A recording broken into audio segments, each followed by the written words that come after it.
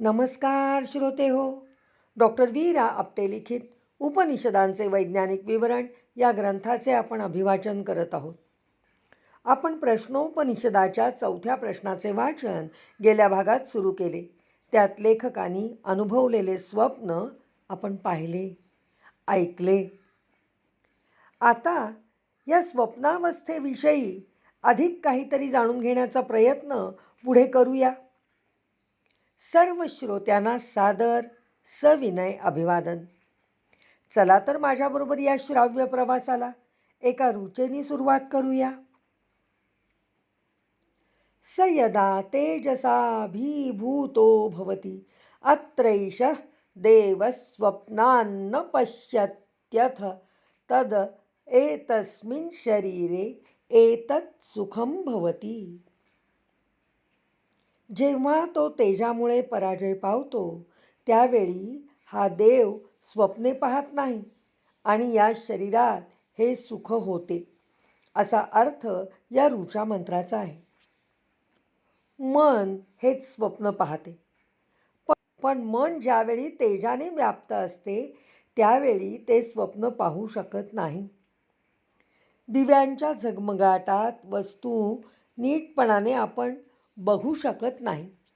त्यांचे निश्चित स्वरूप कळत नाही. अत्यंत सूर्यप्रकाशात पुस्तक नेऊन वाचले तर अक्षरे, शब्द तेजामुळे दिसत नाहीत. हा नेहमीचा अनुभव आहे, कारण नेत्र मर्यादित इंद्रिय आहे.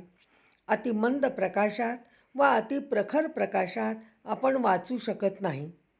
तेजाने डोळे दिपतात. डोळेच काय, मनही प्रभावित होते. असलेली वस्तू दिसत नाही. टेबलावरची वस्तू टेबलावरच असते, पण मनाच्या व्याप्ततेमुळे ती दिसत नाही. दुसरा जवळचा माणूस म्हणतो, ही काय, येथेच टेबलावर आहे.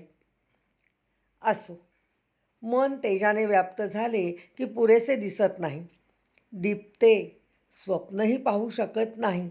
आणि मन ज्यावेळी अतीव शांत असते त्यावेळी स्वप्नच क्वचित पडते. त्यामुळे खळबळ हवी, पण तेजाने व्याप्त नको. तर स्वप्ने पडतात, दिसतात व मनाच्या विषयाशी संबंधित असून केव्हा केव्हा मार्गदर्शक होतात. ती स्वप्ने सुखकारक होतात. सात्विक मनाला पाण्यात बुडत आहोत, कड्यावरून फेकले गेलो, विमानाला अपघात होत आहे, नातेवाईकांच्या मृत्यूचे स्वप्न, जंगल, वाघ, क्रूर श्वापदे आपल्यावर हल्ला करत आहेत, चोर आपल्यास लुटत आहेत, अशी स्वप्ने पडणारच नाहीत. तामस मनाला मात्र पडतील. स यथा सौम्य वयांसी वासो वृक्षं संप्रतिष्ठन्ते एवं हवै तत्सर्वं पर आत्मनि संप्रतिष्ठते. हे मुला, ज्याप्रमाणे पक्षी आपल्या झाडावर नीट बसतात त्याप्रमाणे ते सर्व परमात्म्यात जाऊन बसतात, असा अर्थ या ऋचा मंत्राचा आहे. या ऋचेत पक्ष्यांचा दृष्टांत दिला आहे.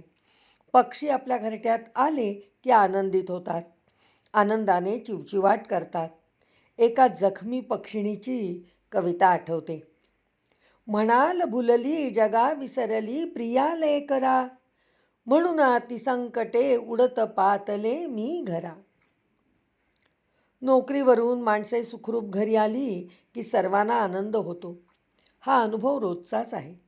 हे पक्षी सायंकाळ झाली की आपापल्या झाडावर असलेल्या कोटराशी येतात. हे पक्षी आपापल्या पिलांना ओळखतात. पिले आईवडिलांना ओळखतात. आणलेले किडे आई भरवते. हा प्रसंग पाहणे सुद्धा आनंदाचे. पिलांना व आईच्या पित्याच्या आनंदाला तर तेथे भरतेच आलेले असते.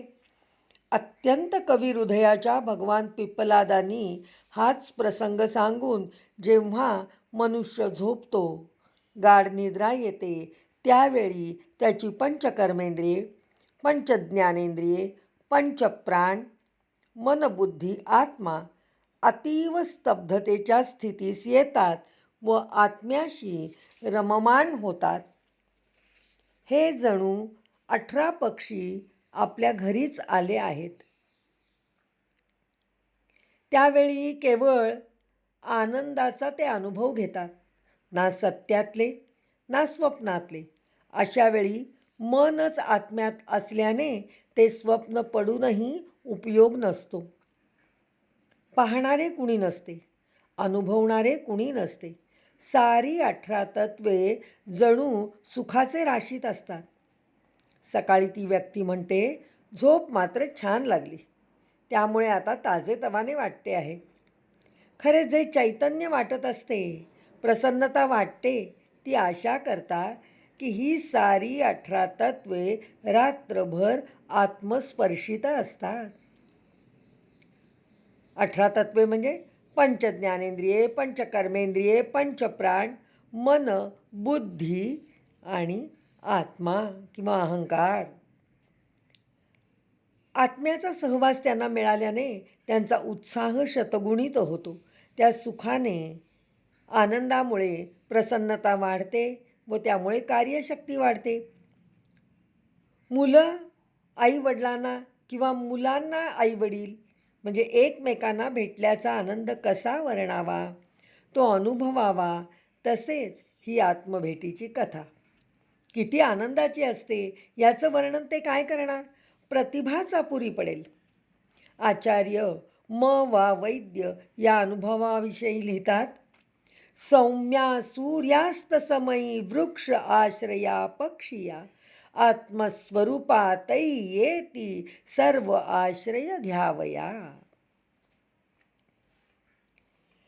पृथिवींच पृथिवी मात्रा चापश्चापो मात्रा च तेजश्च तेजो मात्रा च वायुश्च वायु मात्रा चाकाशाश्चकाश मात्रा च चक्षुश्च द्रष्टव्यञ्च श्रोत्रञ्च श्रोत्रव्यञ्च घ्राणञ्च घ्रातव्यञ्च रसश्च रसयितव्यञ्च त्वक्च स्पर्शयितव्यञ्च वाक्च वक्तव्यञ्च हस्तौ चादातव्यञ्च उपस्थश्चानन्दयितव्यञ्च पायुश्च विसर्जयितव्यञ्च पादौ च गन्तव्यञ्च मनश्च मन्तव्यञ्च बुद्धिश्च बोधव्यञ्च अहङ्कारश्चाहङ्कर्तव्यञ्च चित्तञ्च चेतयितव्यञ्च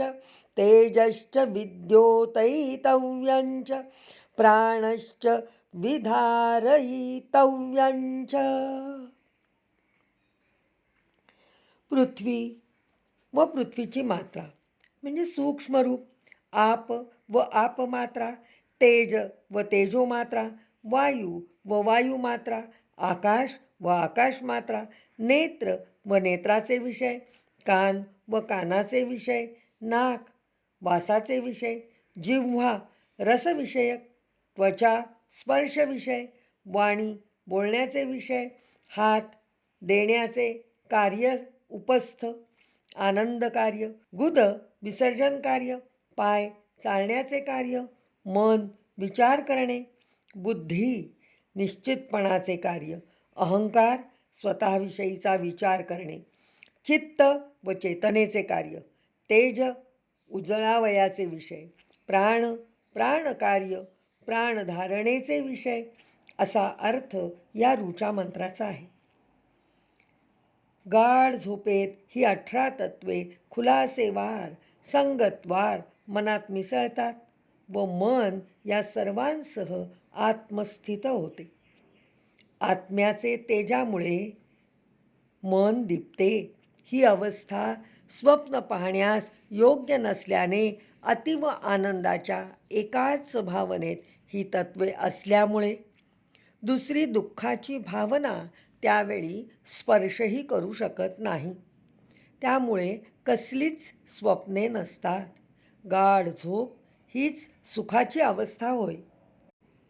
स्वप्नाची वेळ असता व पाहण्याची शक्ती असता झोपेतच आत्म्यासह मन काही इंद्रिये घेऊन विश्वसंचार करू शकते. व काही अनुभव, चाललेल्या, घडलेल्या, घडणाऱ्या घटनांचे मन घेऊ शकते. ते जागेपणीसुद्धा सत्यच ठरते. या झोपेत दिशा, काल पुसट होतात. अहंकारामुळे हे सारे दिवसा ज्ञात व्हावे तसे होते. ही स्वप्न अवस्थाच होय.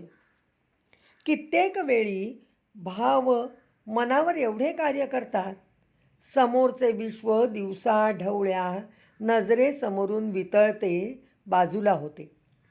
डोळे मिटतात तरी त्यांना पाहता येते. हे काम सूक्ष्म म्हणजे मात्रा डोळे नेत्र काम करतात.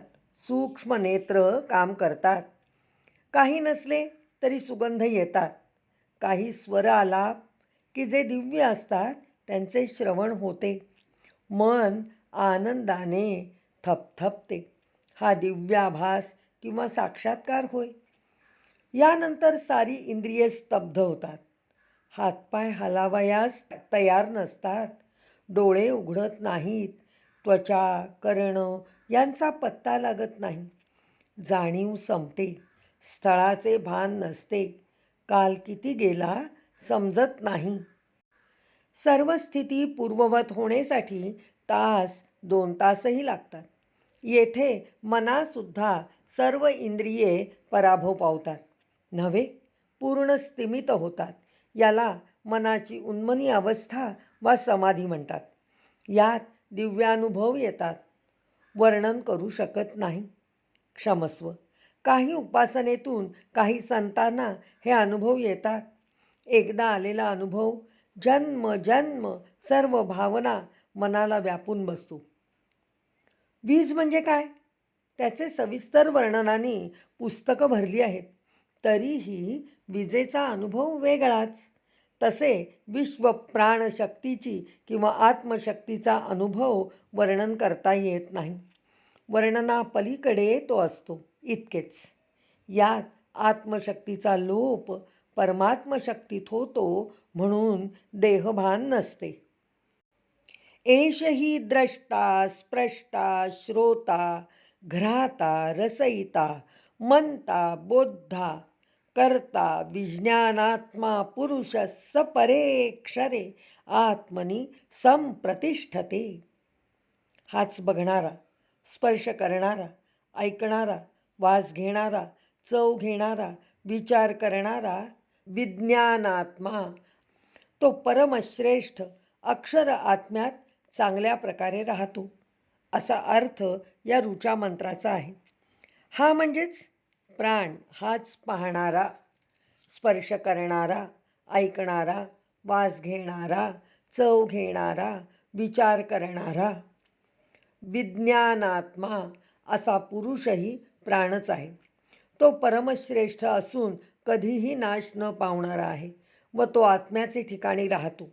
सर्व इंद्रियांना हा प्राण अपान, व्यान, उदान व समान योग्य ठरवतो, कार्यप्रवृत्त करतो. तोच त्यांना चेतना, ऊर्जा देतो, त्यांना संरक्षण देतो, त्यांचे बृहण करतो, त्यांचे रोगनिवारणही तोच करतो. त्याला सर्व प्रकारचे ज्ञान आहे नव्हे, तो ज्ञानमय आहे. त्याला नाश नाही. देह मृत्युमुखी पडतो त्यावेळी त्या देहाविषयीच्या सर्व ज्ञानासह मन, बुद्धी, प्राण व पंचेंद्रिये, सूक्ष्म तन्मात्रा, अहंकारासुद्धा देह वेगळा होऊन दुसरा देह तो धारण करतो. कारण तो ज्ञानमय आहे, अक्षर आहे व त्याला आत्म्याचा सहवास आहे. आत्मा हा परमात्म तत्वच असल्याने तो वरील सर्व कार्य पूर्णत्वाने करणारा इंद्रियासकट दुसरा देह निर्माण करतो व मागील परंपरेप्रमाणे कार्य करतो. परमेवाक्षरं प्रतिपद्यते स यो वै तदच्छायमशरीरमलोहितं शुभ्रमक्षरं वेद्यते यस्तु सौम्यं स सर्वज्ञः सर्वो भवति तदेष श्लोकः. तो परम अक्षर ब्रह्माला मिळतो. जो छायाहीन, शरीरहीन, रंगहीन, शुद्ध अक्षर अशा प्राणाला जातो. हे सौम्या, तो सर्वज्ञ होतो, ब्रह्मच होतो, या अर्थी हा श्लोक आहे. आजवर भगवान पिप्पलाद प्राणाविषयीच सांगत आहेत. येथेही प्राणज्ञान सांगितले आहे. प्राणाला छाया नाही, शरीर नाही, त्याला रंग नाही, रूप नाही, अतीव शुद्ध असा तो आहे. तो कधीही नाश पावत नाही. हे सौम्या, ज्याने अशा प्रकारे प्राण जाणला तो सर्वज्ञ होतो, ब्रह्मच होतो. त्याला कळावयाचे काहीच शिल्लक राहत नाही. ऐकून घेणारा शिष्ट सज्जन असला की त्याला सौम्य म्हणत असावेत. हे सहाही विद्यार्थी ऐकून घेणारे दिसतात. त्यांची ज्ञानपिपासा मोठी आहे व गुरु ज्ञानसागर आहे, म्हणून ते शिष्यांना सौम्या म्हणतात. वक्ता नेहमी श्रोत्याकडून हेच अपेक्षितो.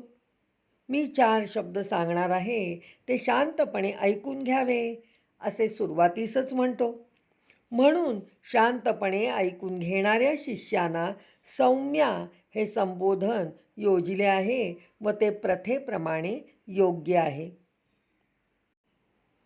विज्ञानात्मा सह देवैश्च सर्वे प्राणाभूतानि संप्रतिष्ठन्ति यत्र तदक्षरं वेद्यते यस्तु सौम्यः स सर्वज्ञः सर्वमेवा विवेशेती.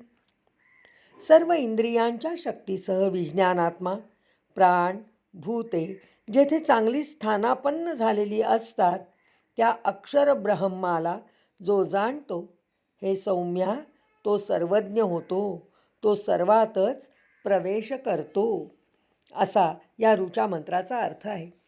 देवांच्या शक्तीप्रमाणे आपल्या शरीरातील इंद्रियांची शक्ती असलेला आत्मा सर्व प्राण, सर्व पंचमहाभूते यासह जो असतो त्या अक्षर ब्रह्माला जो जाणतो तो सर्वज्ञ होतो, सर्वातच तो प्रवेश करतो. सर्व काही ब्रह्मानेच व्यापले आहे. ब्रह्म म्हणजे पसरणे. सर्वावर आतून बाहेरून जे पसरले आहे ते जाणल्याने सर्व सृष्टीतील सर्व वस्तुजात ते ब्रह्मच असल्याने त्याबरोबर सर्व ठिकाणी तो जाणणारा ब्रह्माबरोबर असतोच. संत ज्ञानेश्वर म्हणतात, जनी वनी हरी आहे निरंतरी, बोलली वैखरी व्यासमुखे, जगत जीव ईश्वर भरला चराचर, लक्षालक्ष पार अलिप्तपणे. तर संत एकनाथ म्हणतात, देव सर्वा ठाई वसे, परिन दिसे अभाविका, जळी स्थळी काष्ठी भरला, रीता ठाव कोठे नुरला. येथेच विरमूया. ओम शांती शांती शांती.